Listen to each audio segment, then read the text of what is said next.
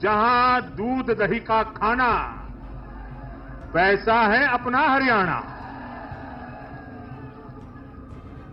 हरियाणा के लोगों ने फिर कमाल कर दिया है और कमल कमल कर दिया है।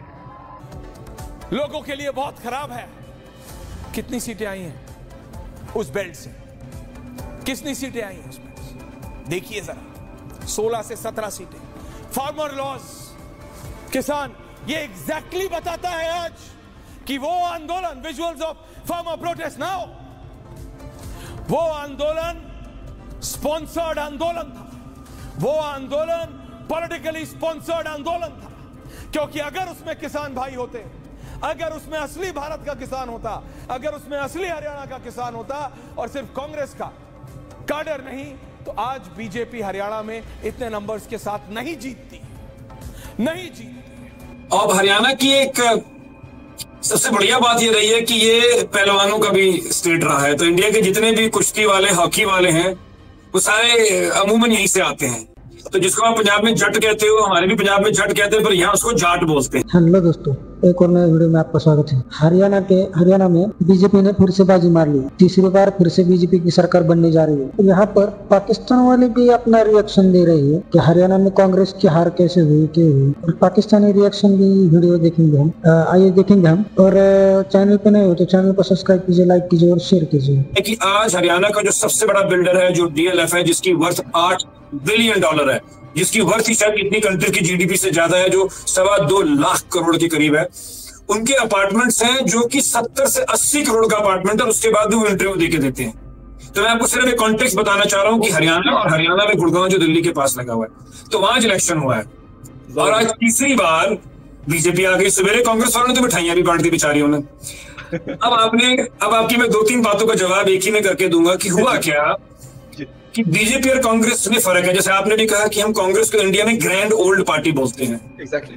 अब एक पुरानी पार्टी है, मतलब वो इंडिपेंडेंस के जमाने की पार्टी है। तो एक बड़ा हाथी, जब बड़ा हाथी चलता है तो वो अपने हिसाब से उठता है, अपने हिसाब से बैठता है।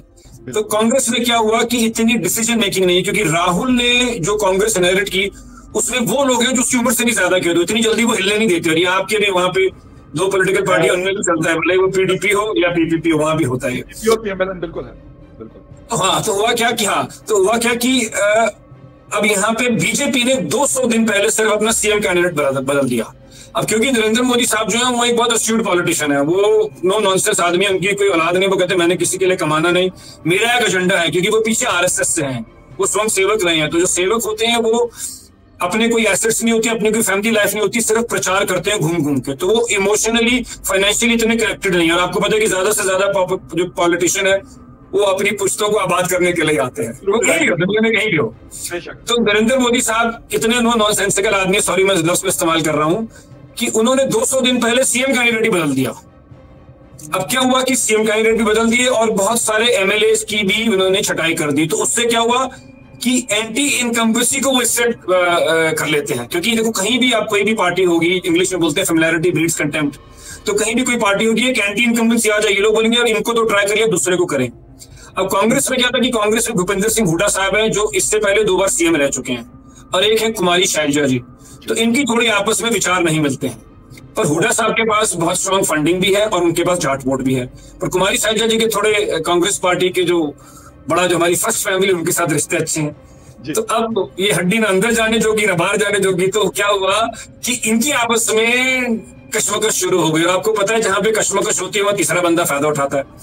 तो अभी आधा घंटा पहले कुमारी शैलजा जी ने स्टेटमेंट भी दे दी और इनकी आपस में नूरा कुश्ती शुरू हो चुकी है कि ये तूने किया या तूने किया।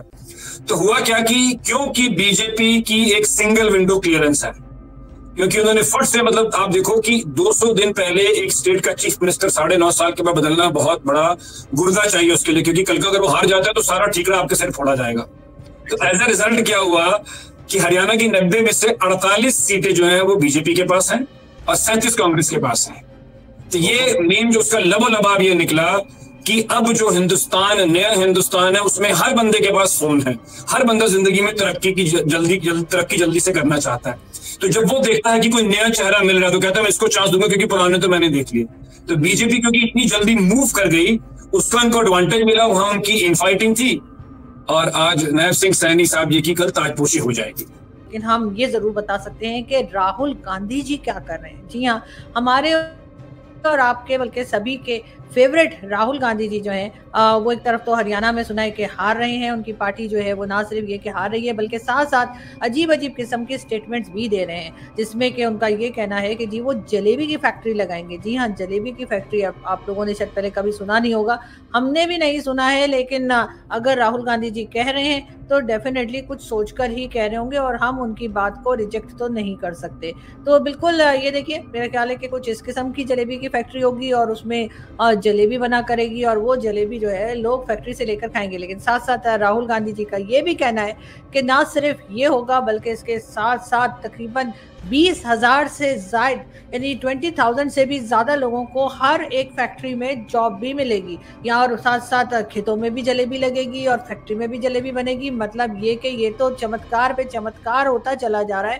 खैर यहाँ पे राहुल गांधी जी के कई जो फॉलोवर या कई जो उनके फैंस हैं वो डेफिनेटली मुझसे नाराज होंगे कि मैंने ऐसी बात क्यों की है, लेकिन ये जरूर है कि सब लोग हैरान है कि आखिर ये हो रहा है तो क्या हो रहा है और आखिर जलेबी की फैक्ट्री कैसे हो सकती है। हमने तो इससे पहले कभी जलेबी की फैक्ट्री नहीं देखी। लेकिन अगर राहुल गांधी कह रहे हैं जो कि कांग्रेस पार्टी के लीडर हैं और एक बहुत जिम्मेदार या कह लीजिए रिस्पॉन्सिबल सीट के ऊपर है, अगर वो इस किस्म की बात कर रहे हैं कि जी जलेबी की फैक्ट्री होगी तो मान जाइए कि आइंदा से जलेबी फैक्ट्री में ही बनेगी। यानी इसका मतलब ये कि पाकिस्तान हमेशा की तरह बहुत सी चीजों में जैसे भारत से पीछे रह गया है, तो इसी तरह से जलेबी बनाने में भी हम वैसे तो खैर बातों की जलेबी तो हम बना लेते हैं, लेकिन असली जलेबी बनाने में भी पाकिस्तान कहीं पीछे रह गया। वरना हम तो अभी तक यही समझते थे कि जी जलेबी को फ्राई किया जाता है, फिर उसमें शीरा मिलाया जाता है और उसके बाद जलेबी तैयार होती है। लेकिन अगर राहुल गांधी साहब ये कह रहे हैं कि नहीं जी जलेबी बनाने की फैक्ट्री भी हो सकती है, तो वो ठीक ही कह रहे होंगे। लेकिन बहरहाल इसके ऊपर भी लोगों में डिबेट्स चल रही हैं और इसके ऊपर भी हर कोई जलेबी खाता हुआ दिखाई दे रहा है। वैसे तो खैर जलेबी मुझे भी बहुत पसंद है, लेकिन मुझे ये नहीं पता कि जो फैक्ट्री से निकली हुई जलेबी होगी वो कैसी होगी। लेकिन खैर राहुल गांधी इस किस्म की बातें किया ही करते हैं और ये कोई पहली बार नहीं है।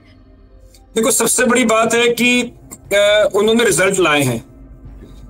इंडिया 10th से 5th लार्जेस्ट इकोनॉमी अगर बनी है तो उनकी नाक के नीचे बनी है। दूसरा क्या है कि फकर साहब, आजकल ना, पहले जमाने में क्या था कि जब मोबाइल नहीं होता तो हम सब स्टेट मीडिया को देखते थे, जैसे आपके यहाँ भी पीटीवी है, वो एक ही अपनी भाषा बोलता है। अब क्या हो गया कि अब जो पब्लिक है वो समझदार है और वो अपने जेब में मोबाइल रख के घूमती है। तो अब ये मोबाइल इतनी बड़ी चीज है कि ये सरकारें गिरा सकती है। तो जब नरेंद्र मोदी जी आए और जब उन्होंने लोगों से बात करनी शुरू की, वार्तालाप किया, गुफ्तगू की, तो लोग समझ जाते हैं। मतलब राहुल की गलती नहीं है, पर क्योंकि वो नीचे से ऊपर नहीं आया, ऊपर से नीचे आया है। सही उसमें क्या है कि वो उसकी मंशा भी शायद ठीक हो, पर वो ऐसी बातें कर जाते हैं जिसमें लोग उससे कन्विंस नहीं होते। और ये पुराना जमाना था जहां मेरे अब्बू ने वोट दी, मेरे वालिद ने वोट दी, तो मैं भी वोट दूंगा। जो नई जमात है वो कहती नहीं भैया मेरे को बताओ आप मेरे लिए क्या करोगे। तो अब क्या हुआ कि मोदी जी ने डायरेक्ट टेक्नोलॉजी का फायदा उठाया, लोगों के साथ कनेक्शन किया। अब वो जहां भी, मैं आपको एग्जांपल दे रहा हूँ, जहां भी वो स्पीच देने जाते हैं तो बाकायदा एक रिसर्च टीम है जो वहां के मुद्दों को लाती है और वो चीज बोलते हैं जो लोग सुनना चाहते हैं। तो you have to connect with people because as they say कि you can not lie to the camera. तो मोदी साहब को समझ आ गया, क्योंकि एक तो वो मेहनती आदमी है, वो नीचे से उठे हैं, तो वो जानते हैं कि लोग क्या सोच रहे हैं। दूसरा, उन्होंने टेक्नोलॉजी का भरपूर फायदा उठाया। उनको पता है बच्चे पबजी खेलते हैं, उन्होंने वो बोलना शुरू कर दिया। उनको पता चला कि लोग फोन पे कौन सा सीरियल देख रहे हैं, कौन सा है, तो वो एक अपनी रिसर्च करके लोगों को वो नहीं बताते अपनी तकरीर में जो वो बताना चाहते हैं, वो बताना चाहते हैं जो लोग सुनना चाहते हैं। इसमें बहुत फर्क होता है।